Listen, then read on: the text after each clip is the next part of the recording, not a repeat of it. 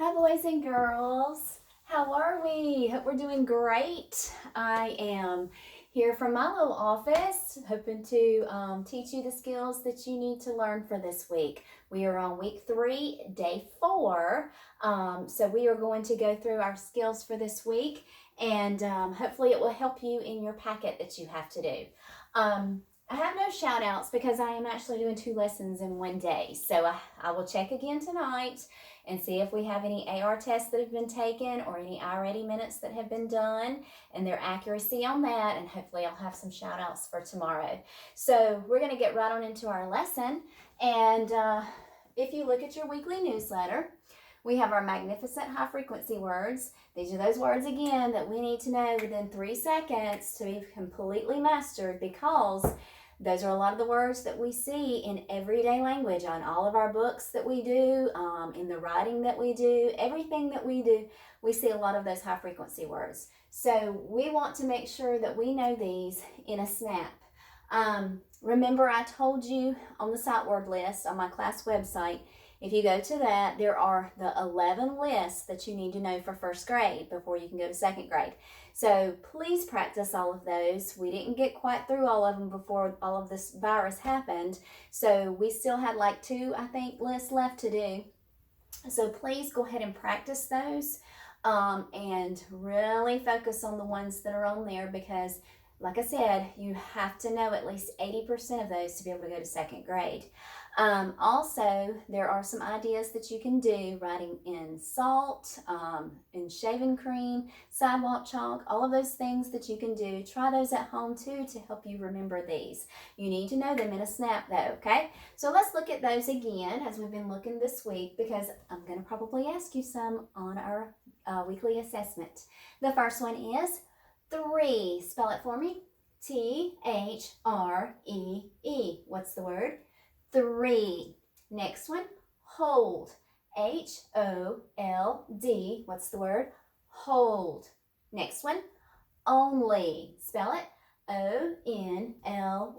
What's the word? Only. Next one, hour. What's the word? Hour. Spell it. O-U-R. Next one, find. Spell it. F-I-N-D. What's that word? Find. Next one, buy. Spell it. B-U-Y. What's the word? Buy. Next one, better. Spell it for me. B-E-T-T-E-R. What's the word? Us. Spell it for me. U-S. The word is us. Next one, last one, has. Spell it for me. H-A-S. What's that word? Has. Very good. Okay. Looking over at our spelling patterns for this week, we said we have 2 sounds. We have the Pam the Lamb that says short vowel A. I know short vowel because it's a green box there. I know you can barely see it, but it's a very pale green. Green box means it's a short vowel, and short vowels, remember, they say different sounds. So this one, Pam the Lamb, how does she tell her family where she is?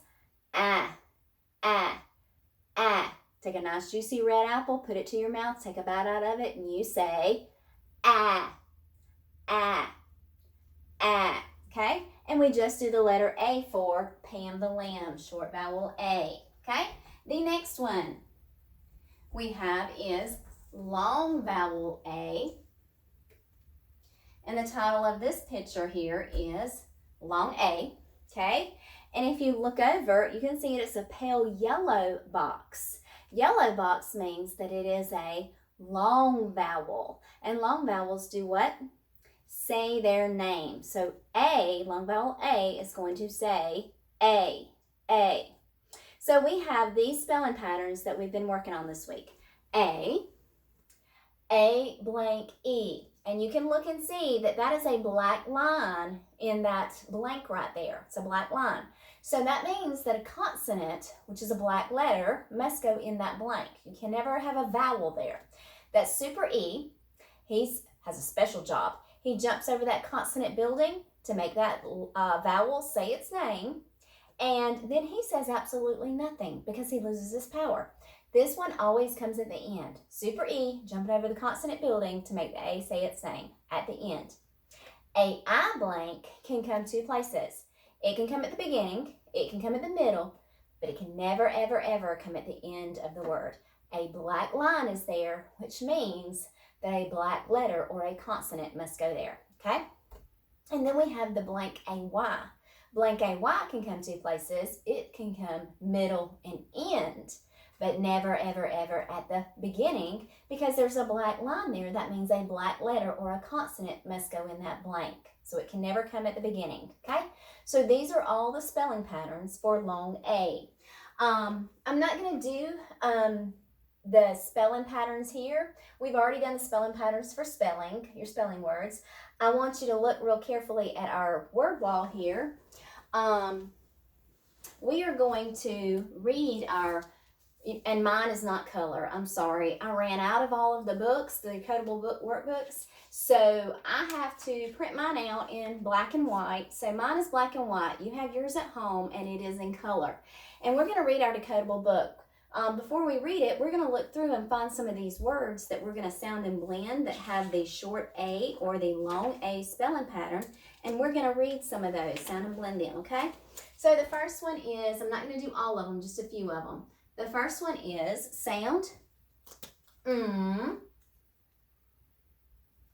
sound, blend and hold, ma, sound, x, blend, max, say it fast, max, very good. What is a max? All right, I see a capital letter there at the beginning, so that must tell me that it is the name of someone. It's the name of a boy, actually. Usually it's short for Maxwell. And if you look, it has a capital letter, and I know that all names that start with a capital letter, what are they usually called? Proper nouns, the name of a person, place, or thing. Always has a capital letter at the beginning. Very good. All right, the next one.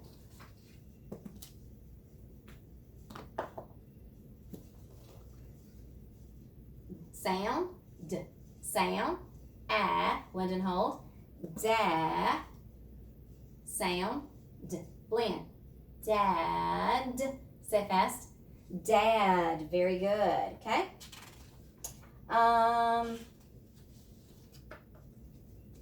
Let's do this one, sound,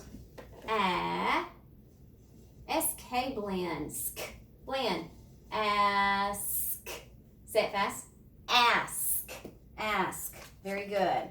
All right, let's say those together. Max, dad, ask. What do they all have in common?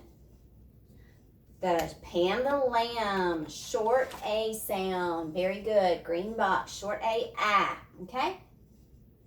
Let's look at some of these other ones in the book. Sound, t,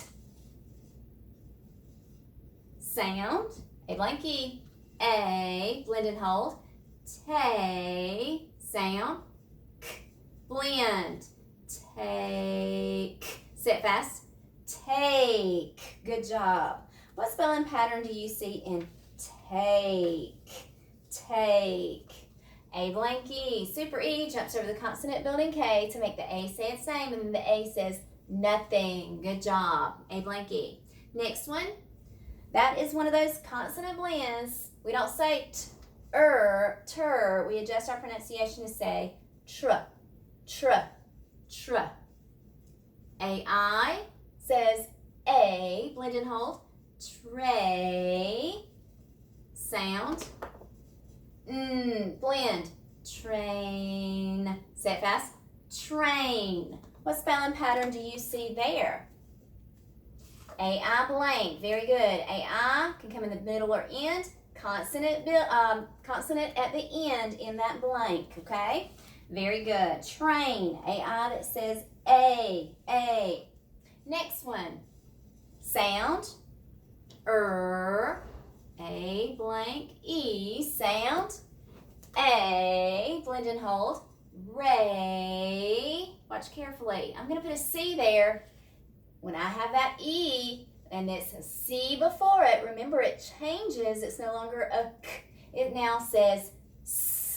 So that E does two jobs. It makes the C say S, and it makes the A say A. So blend. Race. Say it fast. Race. What is the special spelling there? A blank E comes at the end, super E, jumping over the consonant building to make the A say its name. Good job. Let's see, one more. Sound. Sound. A. Blend and hold. May. Sound. D. Blend. Made. Say it fast. Made. What spelling do you see there? A blank E, super E, jumping over the consonant building to make the A say its name. Good. Let's say them together. Take, train, race, made. Good job. All of these come from our decodable book. We are on decodable book number 105. We have read a lot of decodable books this year. And the title of it is Garden in the Sky. Garden in the Sky. It is written by Maria Johnson. What did she do? She wrote the story. She is called the author. Very good. It is illustrated by Lynn Ebert. What did he do? He drew the pictures. He is called the illustrator. Very good. Okay. Have you ever heard of a garden in the sky before? Me either. That's crazy. I've never heard of one in the sky. I've seen a lot of beautiful ones on the ground, but never heard of one in the sky. So wonder what they're talking about here. All right, I'm on page 3, and if you have your book, you can read along with me. First word, Max and Jackie liked gardens. My dad's job is in a skyscraper, said Max. It has a big garden. There's that word skyscraper. I know that word. Skyscraper. It is a what? Tall building. So now maybe I get it. Now maybe I understand it. A garden in the sky. Maybe it's a garden up in a tall building. That kind of still seems weird though. Page 4, read it with me.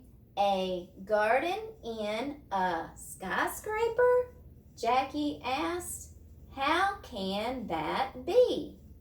I will ask my dad to take us, said Max. Remember, I see some of these little bitty things that go before a word and then some that come after a word. Those two little commas in the air. Do you know what those are called? Quotation marks. Good. Quotation marks, where they start is telling me where they start talking, and then where they stop is where they tell me that they stop talking. Everything in between, do you remember what it's called? It's what they're actually saying. It's the dialogue. Good job. Dialogue. Page 5, first word. One morning, Max's dad did take the kids. They rode the train. The train raced down the tracks. And there it is, going through the city. Page 6, first word. Read it with me. Dad, Max, and Jackie were downtown fast. They walked to a tall skyscraper. It seemed to be made of dark glass. And if I'm not sure what skyscraper means, I can use that picture and look. What do you think a skyscraper would mean looking at the picture? A tall building, yes. What was this tall building made of? Dark glass. Good. All right, page 7, first word. Read it with me. This is the place, said Max. Jackie looked way up. Wow, she said. What did she say? Wow. And if you look, you'll see quotation marks before wow and after wow, because that is what the character is saying. That is the dialogue. Page 8, first word. Read it with me. On the sidewalk, there were big planters. They were filled with plants. Is this the garden? Asked Jackie. No way, said Max. Now, if I'm not sure what planters are, I can use the pictures and that text evidence here, and I can see something there that's filled with plants, all right? And they're big too. So I must think that planters is a big object that holds a plant. Not necessarily always big, but it's an object that holds a plant. Page 9, first word. Read it with me. The three walked inside. A man with a badge said, "Good day." By the man's desk were plants. There's one of those words that we read this morning or earlier this week, badge, that D-G-E that says J because there's a short vowel in front of it, and I can see them right there. Do y'all think that those is the garden that she's talking about? No, that's not it. Page 10, that is not the garden, said Max. Jackie thought it looked like one. The three stepped on the elevator. That's a long word. Elevator. Page 11, the elevator took them way up. It stopped and they walked out. My desk is back there, said Max's dad. Let's see what his garden in the sky looks like. Page 12. All around were plants and flowers. Jackie thought one flower was wax, but it was real. Okay, so if it was real, but she thought it was made of wax, so does that mean that a wax flower would be real? No, exactly. It's not. It's not a real flower. Candles, remember, are made of wax. Page 13. It's like plastic, kind of plastic flowers. This is a nice garden, said Jackie. This is not it yet, said Max. Just wait. I'm getting excited about seeing this. Page 14. Max's dad set stuff on his desk. Time to go up, he said. Soon the three were back on the elevator. They were going up. So they're going up the elevator where these tall buildings called what are? Skyscrapers. Let's see if they get to the top of it. The three walked out on the skyscraper roof. Jackie was shocked. All she could see was sky and plants. So if they were at the roof, they were up there at the very top, and they come out and look at all of the plants and flowers and trees and shrubs everywhere around, and you can see clouds. So that means that they're way up in the sky. So that must mean why it was called a garden in the sky. Page 16, first word. Read. Jackie and Max walked around the rooftop garden. Plants filled the space. Wow, this is one big garden, Jackie said. And the end. How exciting to see the garden in the sky. Now I know what they meant by that. A garden that is on a rooftop of a skyscraper. You have a worksheet that you're going to do now after you read your decodable book. There is a worksheet right behind it. It's the one we normally do in reading groups. That is a comprehension worksheet where you'll use your story. Remember all the rules when we do this. You read the story twice. You color, circle, highlight, or underline all of the short A words, all of the long A words that have the spellings A blank E, A-I blank, and blank A-Y. Color, circle, highlight, all of those. So if I were doing, and I saw the first one that said Max, is that one that has that? Yes. So I'm going to circle the word Max because it has a short A sound. Jackie, does that? Yes, very good. So I'm going to circle that. So you're going to go through, read it twice, then color, circle, highlight, underline all of the short A words and the long A words. When you get done with that, then you do your worksheet that has the comprehension questions to the story, okay? Real quick, let's talk about the story. Where is Max's dad's job? Where is his job? Very good, okay? It is right there on page 3. My dad's job is in a what? Skyscraper. What's a skyscraper? Tall building. Good job. What is on the sidewalk in front of the skyscraper? What is on the sidewalk in front of the skyscraper? Okay, on page 8. On the sidewalk, there were big planters. Right there in the text is the evidence that tells me that answer. When Max, his dad, and Jackie walk into the skyscraper, who says, "Good day"? Who was it that said, "Good day"? I think I remember that answer, but I want to find it in the text of the one that said, "Good day." I'm looking in the text for it, for the evidence. Ah, I see it. Page 9, the 3 walked inside. A man with a badge said, "Good day." Remember the quotation marks tell me where he starts talking and where he stops talking, what he's saying. Everything in between is called the dialogue. And there is the man with the badge saying, "Good day." Very good. All right.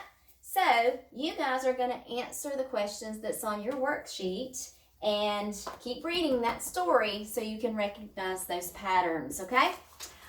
We are going to read the last part of our story, America Is. And you are going to be doing your study guide. It says Thursday, okay? But remember, it's going to be your Monday, okay? So it's week 3, day 4, which is your Monday work.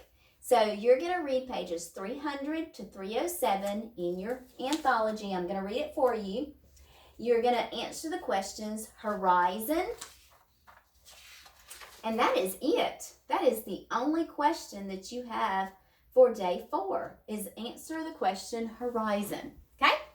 All right. America Is. I'm on page 300. America is rugged mountains with caps of snow and deserts there that are hot and dry, 110 degrees in the shade. Now in the shade, it's usually what? A little cool, right?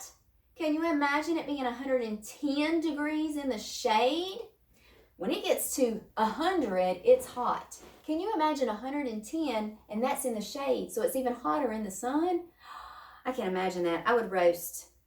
Page 301. It is Niagara Falls, the Grand Canyon, and sandy beaches to fly a kite on or dig all the way to China. So much to see in every state. America. America is big trucks and wide horizons. Ah, yes. Horizons. There it is right there. That was my question. Horizon is blank. The place where the earth seems to meet the sky. And that is on page 302. 302. America is big trucks and wide horizons and roads that take us east and west, north and south. And America is old towns with old names and new towns yet to be that tell our history, then and now. It is a nation where 50 states meet, where we are all one. America is the land where we are free to live, speak out, to worship, to work, to play, to follow our dreams. That's what I love about America. We have the freedom, being able to do what we want. And one thing that I've always wanted to do, that was my dream, was to become a teacher. And I was able to do that. And I am so thankful to be in America where I have all of these freedoms in this land.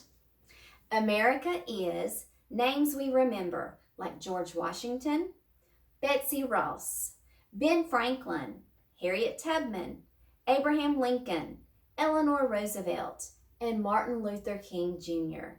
And holidays we call our own, like Thanksgiving in November, to honor the Pilgrims and the Native Americans, and the 4th of July, when every summer in every state fireworks light up our sky.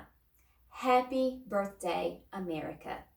America is letters and phone calls, emails and faxes, from family, from friends, from the 50 states near and far, vacations and reunions. We connect across the rivers, across the mountains, across the miles, across America. Isn't it neat the way that we can always connect with each other? America is the stories of all of us told together. Who is this part about in this story, in this selection? Okay? The stories of all of us told together. All here means everybody. That's right, everybody in America. Is there anybody that lives in America that's not included in this? No. Everybody is included. And if you look, you can see that the word all is slanted letters. We call that italics. And when you see that, you emphasize. So it's like America is the stories of all of us told together. The author really wanted to emphasize that it's all of us, every single American. No person is left out if they live in America. From continent to continent across the world, we are the nation whose name means freedom. America is our country. It is the place we call home. And I love America. And I love you guys too.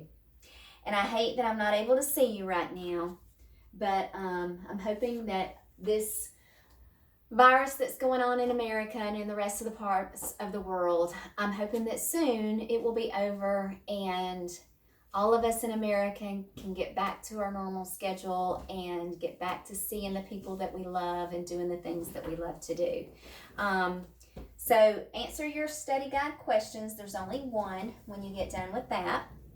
I'm going to go over your grammar skill real quick, and I want you to listen very carefully because remember, you have 5 questions on this grammar skill. And last week you did past tense verbs. Past tense means I've already done that. Sometimes, normally, we add D or ED to the ending, okay? Like bake, baked, okay? But sometimes we can't add D or ED to the ending and we have to change the whole word, like make. I make a picture for my mom. We can't say I maked, okay? So we say made. Or write. We don't say I righted a letter to my mom. We say I wrote. So sometimes to make it past tense, we can't always just add D or ED to it. We have to change the whole word for the past tense ending to make sense. So I have here a little game. There's past tense. Means I've already done that. There's present tense. That means I'm what? Doing it right now. Good. And then I have future tense. And this is what you're going to be talking about this week. And I've included, I think there's 3 videos. If you go to my website and then you go to the link that's this week's spelling and vocabulary words and other skills, if you'll scroll down, it's like a farm page. If you scroll down, you'll see future tense verbs, and it's things that will happen, but they will happen in the future. It's right there on your newsletter too. Future tense verbs. Actions that will happen, but will happen later. Underneath that are 3 videos that you can watch that teaches you all about future tense verbs. So we have past tense, present tense, and future tense. And future is the one I really want us to listen to. All right? The thing that I want you to learn with future tense, and you'll see this in these videos, all 3 of them have this key word there. The word that you want to listen for or look for is a 4-letter word, and that 4-letter word is will. W-I-L-L. Will. And that's what the meaning of it is here.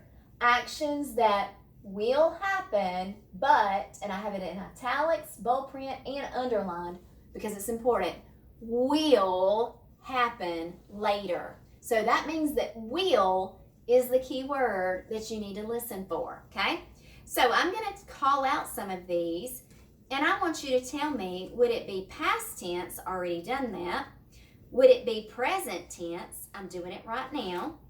Or would it be future tense, means I will do it, but I will do it later. So if you hear will in my sentence, you should automatically know that it is future tense, okay? Remember, past tense, already done that. You'll hear D or ED at the end, and sometimes you have to change the whole meaning, but it's been done in the past. I mean, the whole word. Present tense, you might have that S or ES or ING. We did this before we got out. So now our last one is future tense. So I'm going to read one. He is getting in trouble. Past, present, or future? Present, because I have is there, but I also have ing. That's present tense. I'm doing it right now. He is getting in trouble. It's happening right now. Next one.